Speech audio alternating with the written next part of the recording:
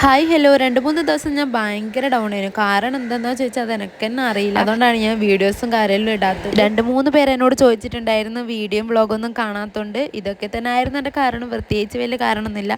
അപ്പോൾ ഇന്നത്തോടെ ഇതെല്ലാം ഒന്ന് ഒഴിവാക്കിയിട്ട് ഒന്നും കൂടി സെറ്റായിട്ട് വരാമെന്ന് ഞാൻ വിചാരിച്ചു. ഇന്ന് രാവിലെ മുതലേ ഇസാ ബേബി ഭയങ്കര കരച്ചിലായിരുന്നു. എന്തിനെന്ന് അറിയില്ല, ആവശ്യമില്ലാണ്ട് വെറുതെ ഇങ്ങനെ കരഞ്ഞോണ്ട്. ഒന്നാമത് ഇസാ ബേബിക്ക് ജലദോഷം ഉണ്ട്. അപ്പോൾ അതിൻ്റെ ആ ഒരു ശീലക്കേടും ഉണ്ട്. അതുകൂടാണ്ട് ഓരോ കാരണത്തിനും ഇങ്ങനെ വാശി പിടിച്ചാടി ഇരുന്ന് കരയും. ഒരു സാധനം കിട്ടുന്നത് വരെ അവിടെ വാശി പിടിച്ച് കരയും.